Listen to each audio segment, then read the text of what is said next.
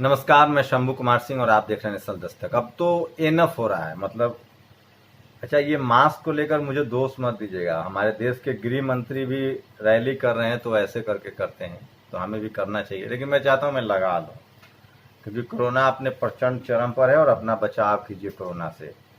क्योंकि कोरोना आपको हो जाएगा तो इलाज भी नहीं मिलेगा आपको, हमारे, और खासकर अगर हम SC ST OBC माइनॉरिटी है तो हमारे पास औकात भी नहीं इलाज करवाने की। ये तस्वीर है लखनऊ के पास की। चंद्रशेखर यादव से लेकर तमाम लोगों ने ट्वीट किया है, और 4-5 दिन पहले की एक घटना है। और शेड्यूल कास्ट के लोग हैं जिनको बांध के पूरे गांव में मारा गया है, घुमाया गया है। और मैं क्या कहूं आपको, मतलब किस तरह की ये तस्वीर है इसका आप अंदाजा लगा सकते हैं। और ये मिशन अंबेडकर के लोगों ने शेयर किया है। ये Lucknow for SC man brutally humiliated by Brahmins under PGI police station की घटना है। ये Lucknow, it's repeat of Una कांड। और खबर ये है कि ये जो लोग जो पीड़ित हैं, ये जानते हैं मॉडल कौन सा, ये पेशवा मॉडल है। जब इस देश में बाजीराव पेशवा की सत्ता थी पुणे में, जब भीमा कोरेगांव के लोगों ने उनको खत्म किया था, 500 महारों ने जो 25,000 पेशवाओं को रौंदा था, काटा था, जिसको भीमा कोरेगांव का युद्ध कहते हैं, वो इसी तरह से गले में हांडी और मटका लटका के हमको चलने के लिए मजबूर करते थे। तो आप कल्पना कीजिए, अभी खबर आ रही है, मैं इस पर लाइव भी जाऊंगा, कि शायद पीड़ित जो ये लोग हैं इन पर चोरी का आरोप लगा के इनको ही जेल भेज दिया गया। अमरोहा में एक दलित समाज के युवक की गोली मार दी जाती है। ग्वालियर में गला रेत कर, घर में घुसकर गला रेत देते हैं। आप लोग को क्या लगता है ये कब तक चलेगा, इसकी वजह क्या है?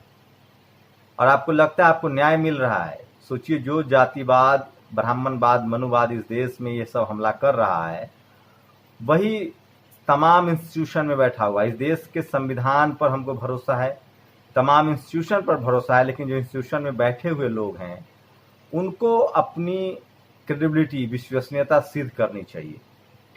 आपको क्या लग रहा है सब क्या हो रहा है? आपने कभी सुना है इस देश में SC ST OBC माइनॉरिटी के लोग भी IAS IPS कलेक्टर DM मंत्री बनते हैं? उन्होंने कभी किसी से इस तरह की अमानवीयता की होगी?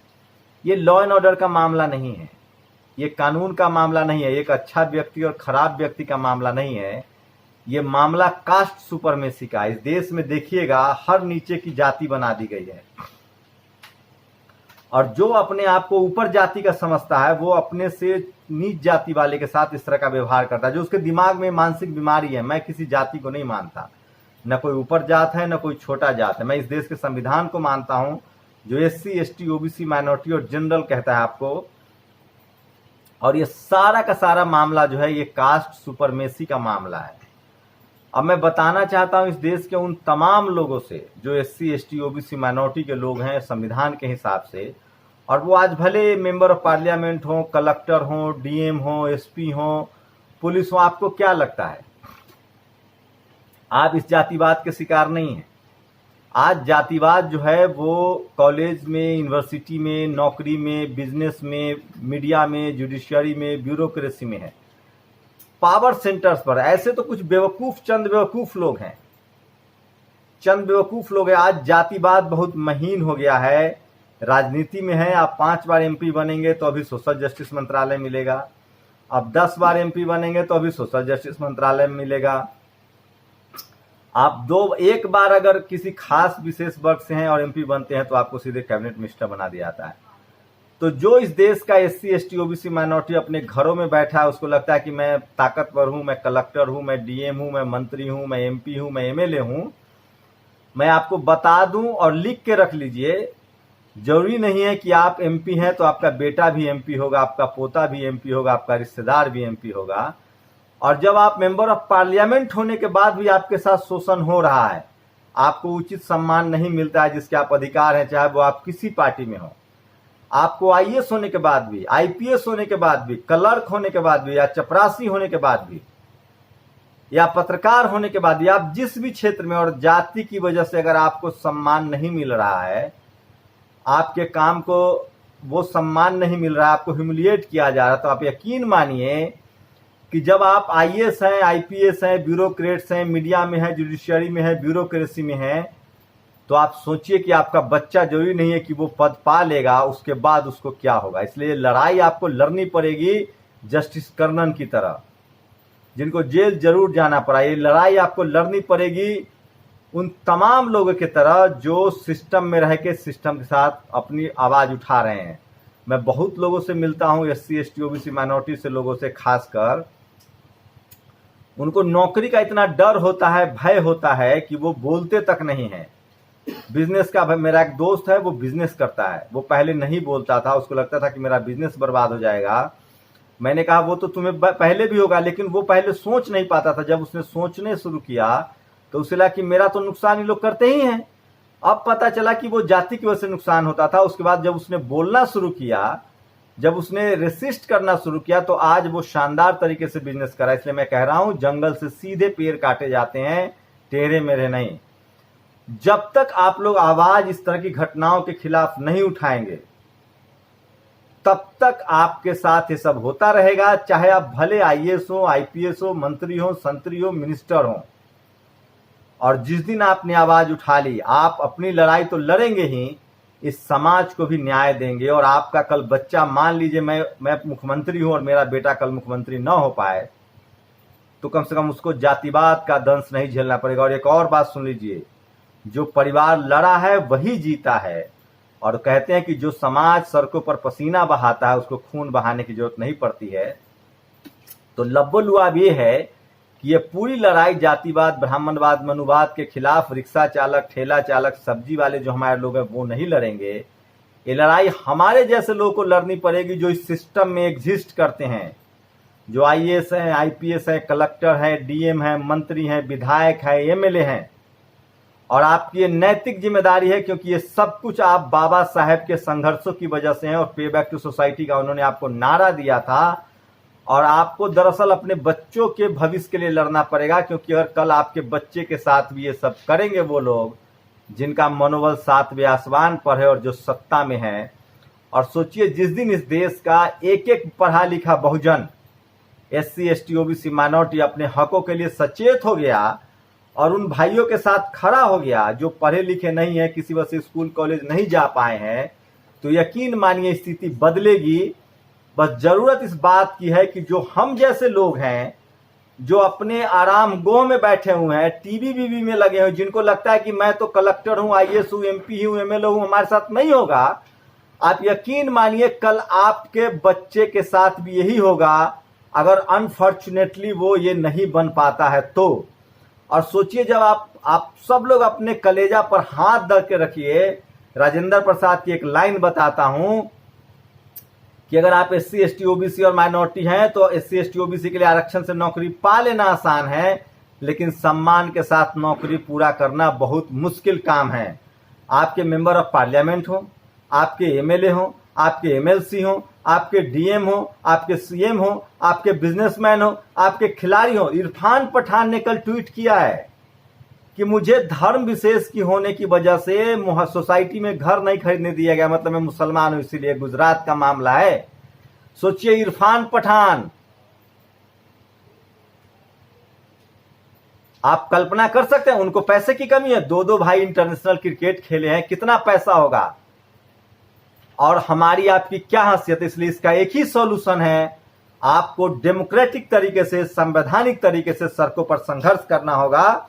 और ये वीडियो मैं सिर्फ रिक्शा वाले, ठेला वाले, सब्जी वाले, मेहनत कश मजदूरों के लिए नहीं बना रहा हूं। ये वीडियो उन लोगों को बना रहा हूं जो नेशनल दस्तक को देखते हैं और जो सब्सक्राइब का बटन दबाना भी जानते हैं। और अगर आप लोगों ने अभी मुंह नहीं खोला तो मुझे नहीं पता आपके समाज के साथ क्या होने वाला है और आपके बच्चों के साथ क्या होगा, बशर्ते कि आपको डेमोक्रेटिक तरीके से अपनी आवाज उठानी पड़ेगी। इस देश में क्या स्थिति है आप नहीं समझ सकते हैं जाति के नाम पर, और ये आपको समझना पड़ेगा। और अगर आप नहीं समझ रहे हैं तो समझिए, क्या सबने भांग खा रखी है? जातीय उत्पीड़न, शोषण, चोरी, लूट, हत्या, बलात्कार के अनजाने में किए अपराध होते हैं। न्याय तुमसे न हो पाएगा, सत्ता का स्वार्थ। सोचिए, अनजाने में अपराध पर नहीं लागू होगा SC ST एक्ट, ये प्रयागराज कोर्ट ने कहा है। अब बताइए आपके साथ क्या होने वाला है, और इस तरह की तस्वीरें आपके सामने आती रहेंगी। सोचिए, एक हथनी के मौत पर इस देश में डिबेट होता है, आपके मुद्दों पर डिबेट नहीं होता है। आपको समझना पड़ेगा। इसलिए प्रशांत कनौजिया ने लिखा, उनको धमकी दी जा रही है। इस देश के बहुजनों को समझना होगा कि अगर आप एक धर्म विशेष की राष्ट्र की कल्पना करते हैं तो ये आपको जीने नहीं देंगे। अब भी वक्त है बगावत का। बाबा साहब ने कोट किया है, पढ़िए उनकी 22 प्रतिज्ञाएं। उन्होंने किस व्यवस्था, जाति व्यवस्था की बात की है, ये समझना पड़ेगा आपको। अगाथा सृष्टि ने लिखा है, Arvind Bansod a Bahujan activist was founded, Viraj Jagtap was killed by so called upper caste goons because he fell in love with the तथा कथित upper caste women. Paras Johri an Ambedkarite activist was murder with an axe. Vikas Data was killed for entering a temple. When will Dalit lives matter? तो ये जो आपका आज का जो युवा है वो इस बात को समझ रहा है और आपको समझना पड़ेगा। और अगर आप लोगों ने नहीं समझा, सोचिए ईशांत शर्मा 6 साल पहले इंस्टाग्राम पर उन्होंने सैमी को कालू कहा था, लोग बोले डिलीट करो ट्वीट।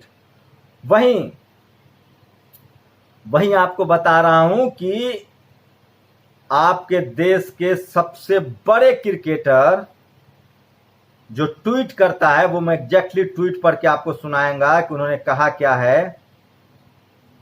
इरफान पठान ने कहा है, racism is not a restricted in the colour of the skin, not allowed to buy a home in society just because you have a different faith is part of racism. सोचिए, अगर एक अशरफ मुसलमान को, इतना जो करोड़ों का मालिक है, जो इस देश का सबसे क्रिकेट टीम में खेल चुका है दोनों भाई, उसको घर नहीं खरीदने दिया जा रहा है, तो आपको लगता है कि आप एमएलए एमपी बन के खुश हैं?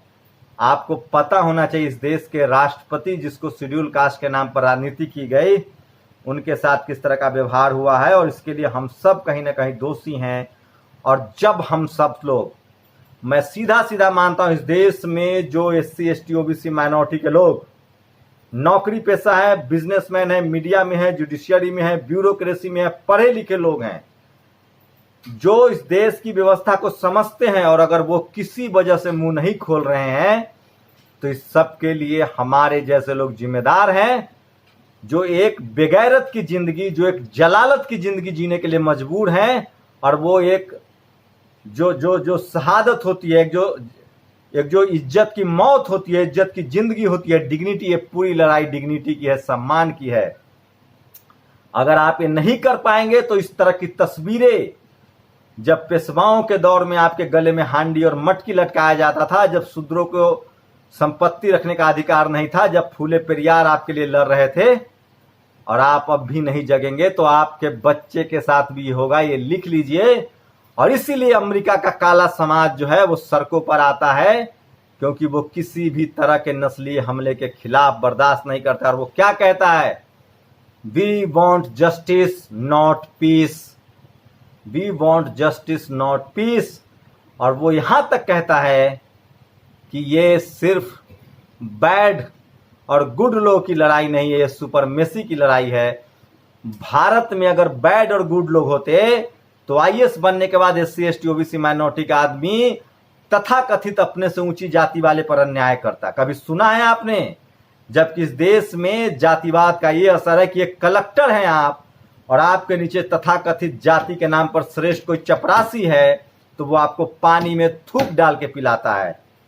इसे कहते हैं जातिवाद और सुपरमेसी, और आपको इंसान नहीं समझता। और इसलिए शुक्र कीजिए कि वो संविधान बाबा साहब देके गए, जिसके हिसाब से कानून बना। और जब कानून नहीं था, जब धर्म विशेष का राज था, तो आपके साथ क्या होता होगा। आज कानून होने के बाद भी जब आपके साथ ये हो रहा है, तो इसकी सबसे बड़ी वजह है कि हमने बाबा साहब, मानवर कांसीराम, फूले पेरियार, अंबेडकर, जगदेव बाबू, राम स्वरूप वर्मा, ललई सिंह यादव, लालू यादव, मानवर कांसीराम साहब, मायावती, मुलायम सिंह यादव, हेमंत सोरेन, शिबू सोरेन, इन सबकी लड़ाई को हमने भूल गए हैं। और जो हमारा बहुजन लीडरशिप है, आप लोग को लगता है कि नेता कुछ करेगा, नेता कुछ नहीं करता है कभी भी, जब तक उसकी जनता सड़कों पर नहीं आती है, जब जनता ताकत नहीं दिखाती है, नेता चुप्पी साधे रहता है। और वो आप देख चुके हैं, CST एक्ट को लेकर हो या 13 पॉइंट रोस्टर को लेकर हो, वो जनता की ताकत थी, वो बहुजन समाज की ताकत थी।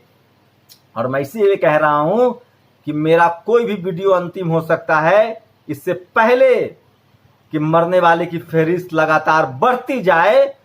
अपनी आवाज को बुलंद कीजिए, बोलना शुरू कीजिए, और अगर हाथ में ताकत है तो लिखना शुरू कीजिए। और मैं अपील कर रहा हूं आप लोगों से, आप अगर कुछ भी नहीं कर सकते हैं तो अपने घरों में बैठ के, जिस दिन इस देश के 20 करोड़ 10 करोड़ 50 लाख बहुजनों ने ट्विटर पर, फेसबुक पर, यूट्यूब पर एक एक वीडियो डाल दिया इस तरह की घटना के खिलाफ, इसमें भी डर लग रहा है आपको? आप कुछ मत कीजिए। मेरा ये नंबर है 9911031065। नेशनल दस्तक के वीडियो टैग कीजिए, नेशनल दस्तक के फेसबुक पेज को आप वीडियो बनाइए। लाखों करोड़ों, जिस दिन इस देश के बहुजनों ने 10 करोड़ वीडियो बना दिया, उस दिन दंगा और आपके साथ जातिवाद, इनकी औकात तय हो जाएगी। जो इस तरह के मानसिक बीमार लोग हैं, जो जाति के आधार पे, मजहब के आधार पे दंगा करते हैं, और वो प्लेटफॉर्म आज आपके पास है। ना आपको टीवी की जरूरत है, ना अखबार की जरूरत है, ना किसी सहायता की जरूरत है। बस जरूरत है अपनी आवाज बुलंद करने की, क्योंकि जो ताकत कलम में होती है, जो ताकत आपकी आवाज में होती है, वो कहीं नहीं होती है। आप सोशल मीडिया पर लिखना शुरू कीजिए, वीडियो मोबाइल से बनाना शुरू कीजिए और सोशल मीडिया पर डालिए। ये भी आपका डेमोक्रेटिक राइट है। इस देश में पत्रकारों को उतना ही अधिकार है जितना किसी एक आम नागरिक का है। बस आपको संवैधानिक तरीके से अपनी बात पहुंचानी होगी। और मैं लिख के दे रहा हूं, जिस दिन 10 करोड़ से 20 करोड़ लोगों ने एक एक वीडियो डाल दिया ना इस लॉकडाउन में, सरकार चलाने वाले लोग की चूल्हे हिल जाएंगी, चूल्हे। सत्ता में बैठे लोग घुटनों पर आ जाएंगे।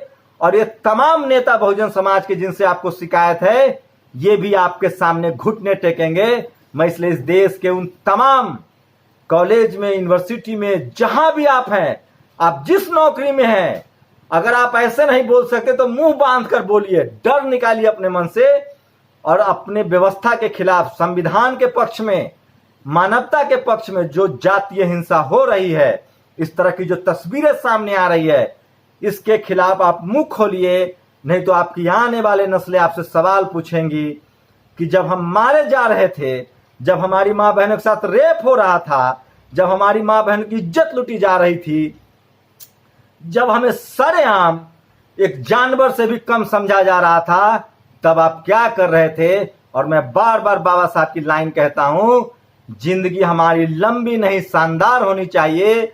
हमारा पूरा संघर्ष इज्जत से मौत की है, जलालत की जिंदगी नहीं चाहिए। आप कल्पना कीजिए कि बाबा साहब नहीं होते तो आज हम कहां होते। और हमारी जरूरत है इस देश को बेहतर बनाने के लिए, इंसानियत के लिए, जातिवाद, मनुवाद, ब्राह्मणवाद के खिलाफ आवाज उठानी होगी।